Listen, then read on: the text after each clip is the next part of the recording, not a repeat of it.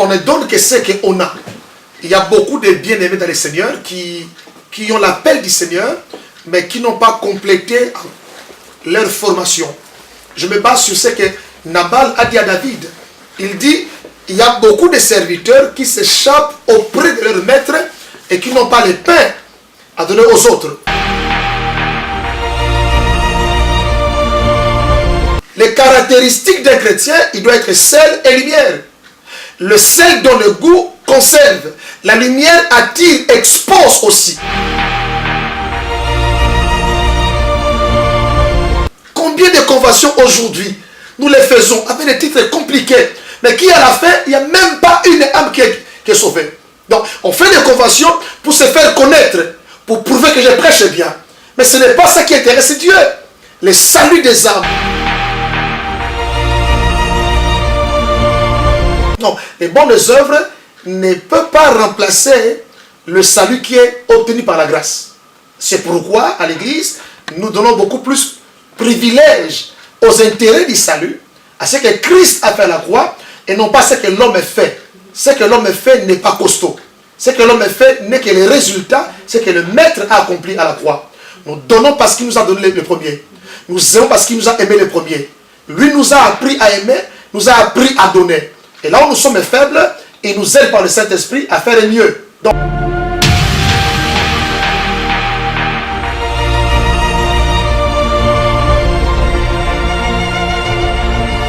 les amis, quoi, pasteur Bobo, aux traiteur, nous avons fait au Lambaka, au Lessakabatebele, la domaine nayo, il y a qu'à la micro pasteur Bobo, au présenter Makamulayo. La diaspora, aux la coiffeur, aux la salon de coiffure, où il y a Bana Penzabat Bayaka, Bakatarasuki, il y a qu'à la promotion. Toyambayo, les amis quoi, pasteur Bobo, aux la boutique exotique, il y a qu'à aux Congolais, Tobi qui est le boutique exotique et belé, et comme il y a pakistanais, et comme il y a India, et comme il y a Barani, mais moi, le Congo, au Tekara Kwanga, au Tekara Biloko, il y a Bibiso à Congo, il y a qu'à la micro, pasteur Bobo, trouver la promotion, les amis quoi, pasteur Bobo, tu dois pousser dans la Bibiso à Congo, va répondre. Ozala yo oluesaka mituka ozala na imola yo bandako yo oluesaka bandako yaka baappartement bandako otekami bandako yaka na mikako tokoyamba yo po ete na bazali ebele ozala pâtisserie ozala boulangerie na domaine nyonso oyo ozali na diaspora yaka soki oatrependre la poto te ekozala mpasi lobi na mboka na biso oatrependre ozala agence to ya fret botunda biloko ezala mbongo biloko okwa yaka la micro pasteur Bobo ekomi ntango bana diaspora babanda koatrepondre bayeba po soki mpe bazongi na mboka yango lobi bayeba eloni bakosala ata soki otravaille la Congo baentreprise na yo ezala Congo oza koatrepondre na mboka na biso Congo yaka la micro pasteur Bobo eza miso mpe matoi ya diaspora.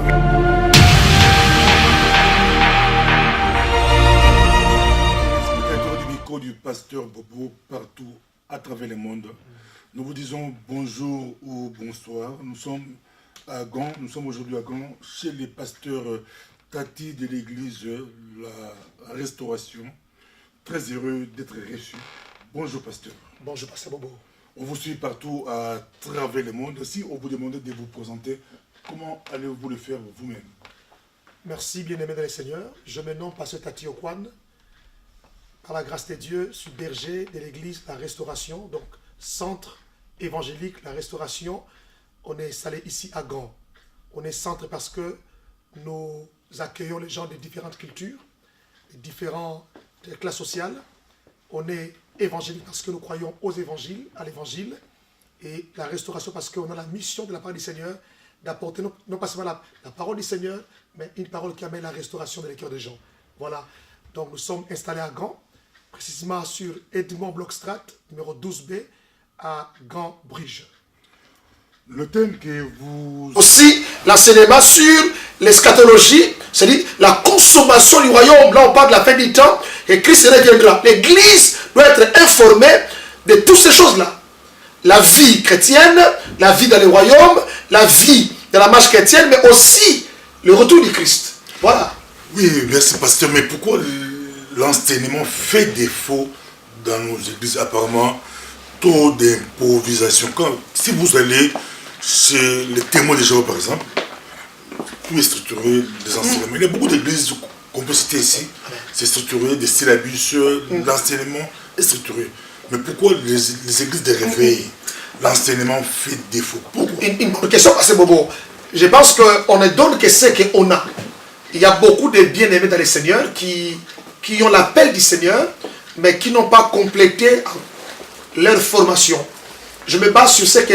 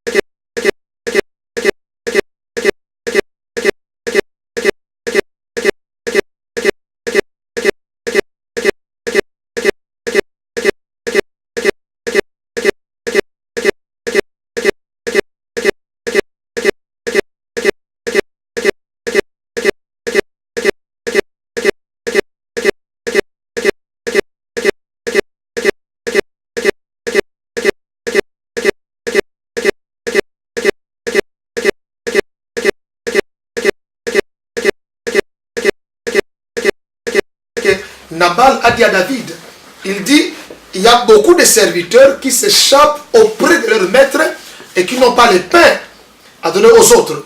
Donc, pour enseigner, il faut être enseigné. D'où ça commence par être disciple qui a reçu un enseignement et qui sera à mesure sur les autres.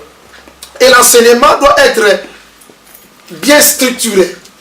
Les gourous, les sectes sont puissants parce qu'ils donnent un enseignement bien structuré. Je ne citerai pas de nom ici, mais comment un homme peut changer de mentalité, dire que j'irai à la guerre, au point de se faire une bombe? C'est le fruit de l'enseignement. On a fait asseoir l'église sur les prédications. Mais il n'y a pas une structure, il n'y a pas un système établi pour conduire la maturité. Et ça, c'est le défaut. On ne bâtit pas l'église par des prédications. On ne bâtit pas l'église par les prédications. Tout le monde peut prêcher. Je lis ma Bible, je peux exhorter, je peux prêcher. Mais enseigner, c'est la transmission, c'est l'initiation. Donc, pour être enseignant, il faut avoir été auparavant enseigné et transmettre la connaissance aux autres. Pasteur Tati, parlez-nous du culte dans la Bible. À quoi servent les cultes chrétiens? Les cultes chrétiens, le mot culte déjà dans la Bible veut dire kuel, qui veut dire tourner autour de Dieu. Donc, quand on parle de culte, nous parlons de Dieu au centre de nos intérêts.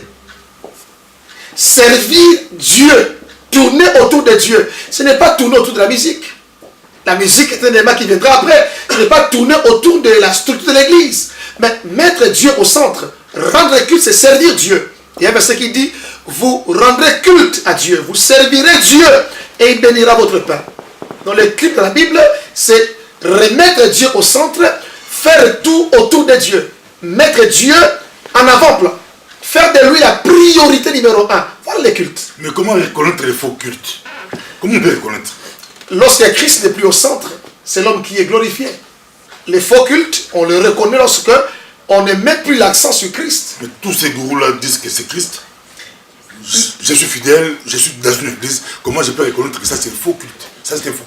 D'où l'importance de l'enseignement des bases. Notre démarche ici, Pasteur Bobo, c'est justement donner à l'église, au corps de Christ, les enseignements des bases. Mais pasteur, quand tu donnes des signaux, des pistes, quand on voit directement, vous pouvez reconnaître que ça c'est un faux culte. La personne veut à tout prix être déifiée. Ce n'est pas Christ. 2. L'accent est mis sur l'argent. Sans un enseignement approprié. Donner, c'est un enseignement biblique. Comme chrétiens, nous sommes appelés à donner. Mais lorsque Dieu parle de donner, il parle d'abord de notre vie à nous comme un sacrifice vivant, sain et agréable. Si Dieu n'agrée pas l'homme, il ne va pas agréer son offrande, son argent. D'autres disent que peu importe votre vie, venez avec l'argent, Dieu vous bénira. La qualité numéro 1 de Dieu, c'est la sainteté. Lorsque l'homme s'approche de Dieu, Dieu traite d'abord le problème de l'homme qui est le péché. De le pasteur Tati rejette l'argent des prostituées. Je ne prendrai pas l'argent des prostituées. Si je sais que la prostituée aime son métier, je ne prendrai pas. La prostituée a besoin de Jésus.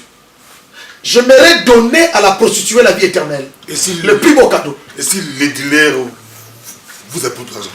Ils ne viendront pas chez nous si ils veulent rester leur vie. Qui se ressemble s'assemble. La Bible dit que le méchant ne résiste pas à l'assemblée des saints. Si nous élevons des saints, le message, le comportement, c'est ce que j'ai dit dans le premier discours, Jésus dit les caractéristiques d'un chrétien, il doit être sel et lumière. Le sel donne le goût, conserve.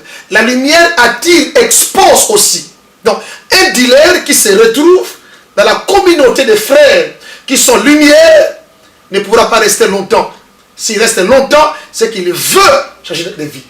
Vous prévenez les fidèles que si votre vie n'est pas conforme, votre argent, on ne prend pas. L'enseignement est plus puissant, Pasteur Bobo. Nous leur disons que Jésus est venu mourir pour le péché. Donc, si on accepte Jésus comme solution de Dieu au péché de l'homme, l'homme va régler son problème de péché. Nous devons remettre Christ au centre. Remettre Christ au centre, c'est traiter les péchés de l'homme. Jésus n'est pas venu mourir pour nos villas. La mort de Jésus à la croix n'a rien à voir avec le voyage. Il n'est pas venu mourir pour le costume. Il est venu mourir pour le péché de l'homme. Et ça doit être clair et net. Paul dit, si nous n'acceptons pas cela, nous avions cru en vain. Pasteur Tati, l'enseignement, les faux cultes, ça pose problème. Si nous prenons Genèse, dans Genèse, on voit deux personnes offrir. Mais Dieu a agréé le sacrifice d'Abel et carrément il rejette celui des Caïn. Comment vous pouvez expliquer cela? En quoi le sacrifice de Caïn était un faux culte, si on peut dire que c'était un faux culte? Pasteur Bobo, il y a des versets qu'on ne peut pas faire une doctrine. Justement, l'enseignement. Je prends le cas de Jacob avant de répondre à la question. Il a aimé Jacob, il a haï Ésaü. Ce n'est pas que Dieu est mauvais. Dans sa souveraineté, Dieu fait ce qui est bon lui semble. Si le front de Caïn était l'image du sacrifice de Jésus, parce que le sang a coulé, Dieu ne pouvait qu'agréer comme modèle d'enseignement pour les autres. Mais on ne peut pas prendre ça et en faire une doctrine au point de piller l'église et dire, écoutez, vous donnez ce qui n'est pas costaud, comme Caïn, alors que nous voulons une offrande qui coûte la vie. Donc, nous prenons le sang, qui était déjà l'image de l'œuvre de la croix, de l'offrande que Dieu allait agréer, nous le tournons pour piller les frères et les sœurs en disant, donne quelque chose qui te coûte, coûter la vie de qui? Si Jésus a été l'offrande parfaite. Je crois à la prospérité, mais je ne crois pas que la prospérité doit être le but de nos messages. Vous croyez à la prospérité, pasteur Tati, mais aujourd'hui, le message de la croix, est-ce que c'est démodé? Les pasteurs, les enseignants, vous ne prêchez plus, on ne prêche plus le message de la croix. Aujourd'hui, c'est les dîmes.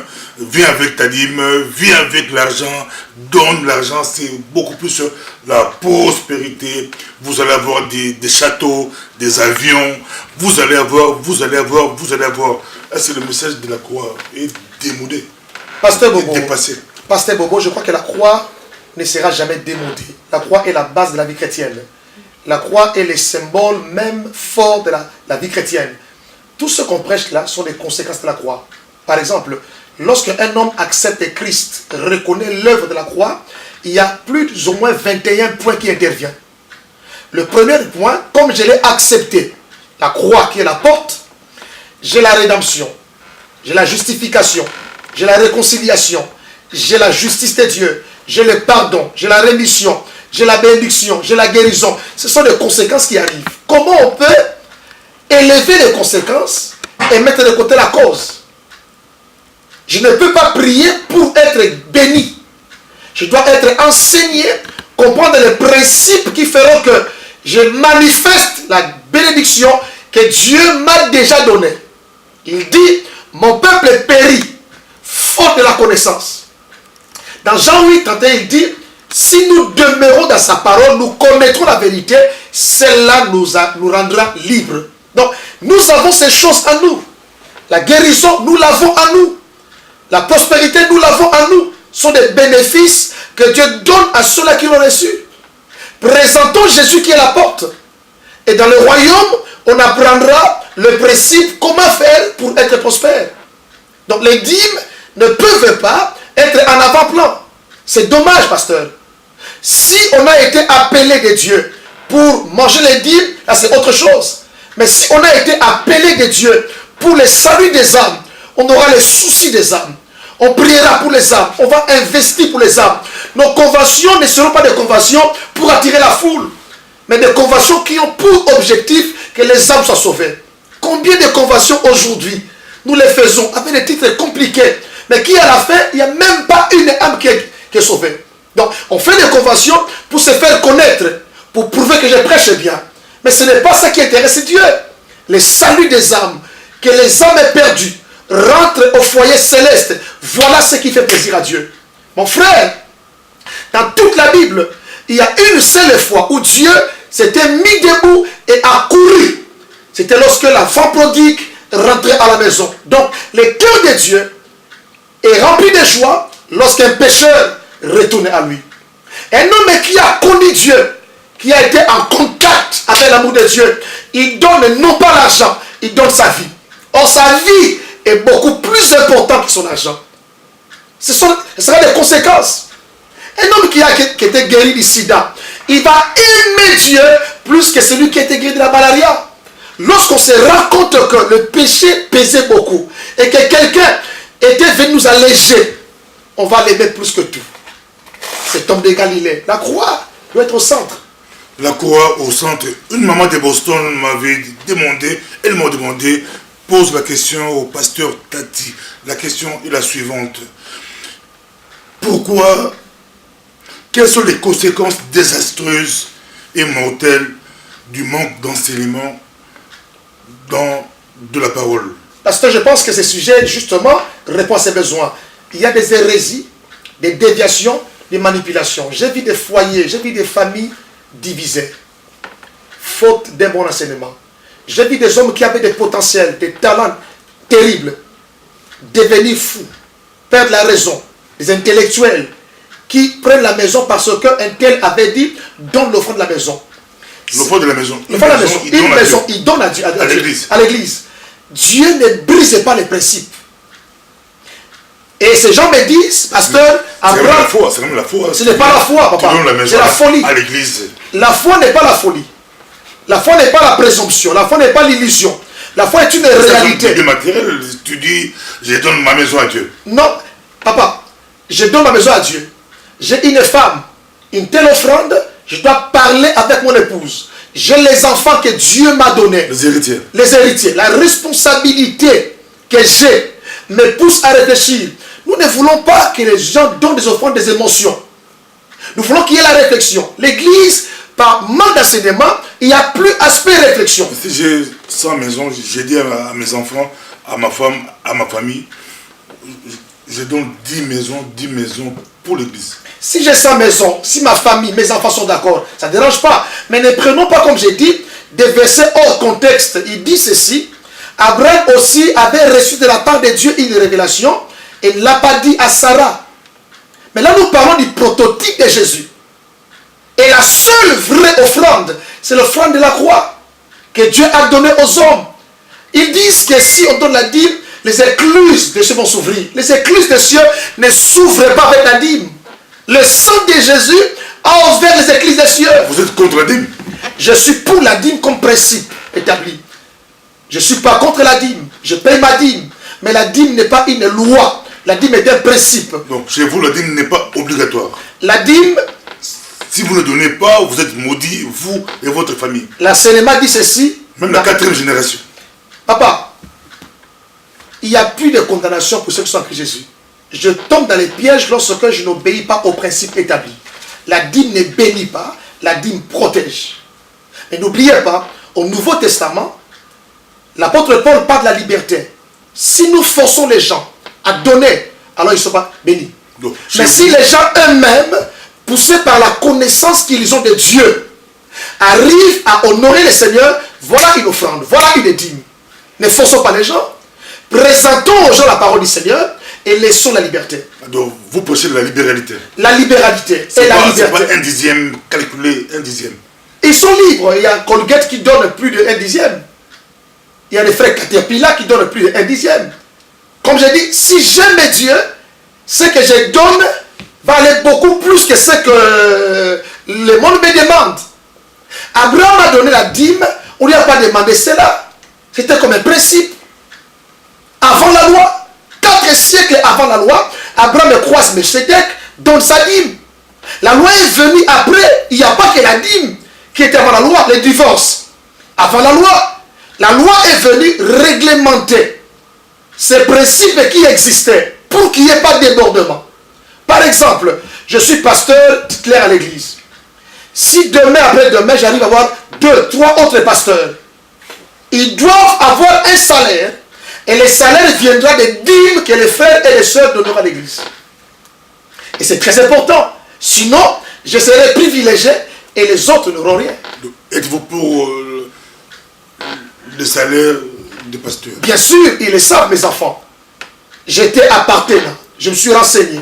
Ils m'ont dit, écoutez, comme Asbel, si vous arrivez à engager un frère, vous payez 800 €, nous ferons des fiches de paye. À la fin du mois, il aura 500 €, temps partiel.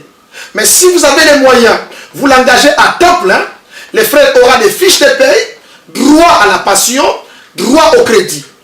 Donc, le pasteur qui est appelé à temps plein. Pasteur.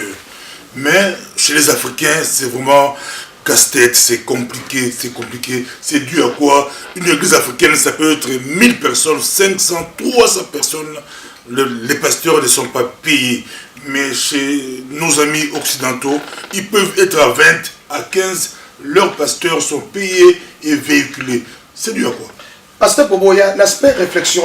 L'Esprit Saint qu'on trouve chez les Européens, c'est le même Esprit Saint qu'on a aussi nous chrétiens africains. La question des réflexions. Je prends 100 euros aujourd'hui, je prends 200 euros demain, je prends 1000 euros demain. C'est bien. Mais par rapport à l'avenir, moi j'ai... Si je retrouve ici, chaque vendredi, de 19h à 21h, juste pour les enseignements. Les dimanches, de 10h à 13h, pour le culte dominical. Tu es le bienvenu. Je crois que tu as un talent, tu as une grâce, une idée, un potentiel, mais on les cherche. Viens nous, viens, sois avec nous, et qu'ensemble nous puissions, non pas aller attaquer les autres, mais élever Jésus, élever son enseignement, élever le royaume, et les hommes viendront à Jésus. Les apôtres prêchaient à Jérusalem, et la Bible dit, ceux qui combattaient commençaient à embrasser la foi. Je crois à la puissance de la parole de Dieu. Je crois à la force que l'enseignement peut faire de la vie d'un homme. Si des hommes deviennent des terroristes, il est possible aussi que l'Église crée des terroristes spirituels. Des gens qui iront dans les camps de l'ennemi, piller les âmes et les ramener au royaume de Dieu. Il nous manque un enseignement.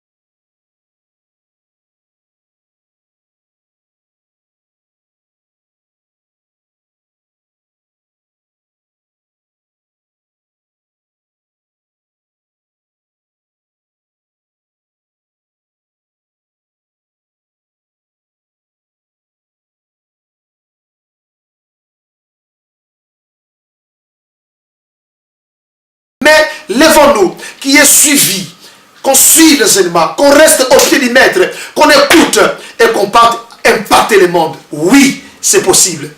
Votre serviteur, Pasteur Tati, d'Epigan.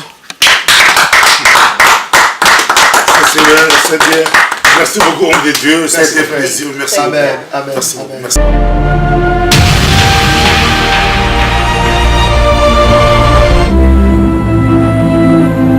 Il est temps que l'argent du Congo rentre au Congo.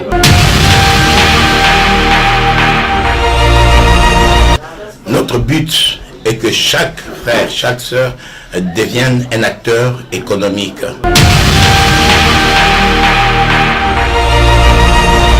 Voilà pourquoi nous avons mis en place cette initiative Congo Transfert, qui est un transfert d'idées, un transfert de concepts, un transfert de processus, un transfert alimentaire, un transfert d'argent aussi.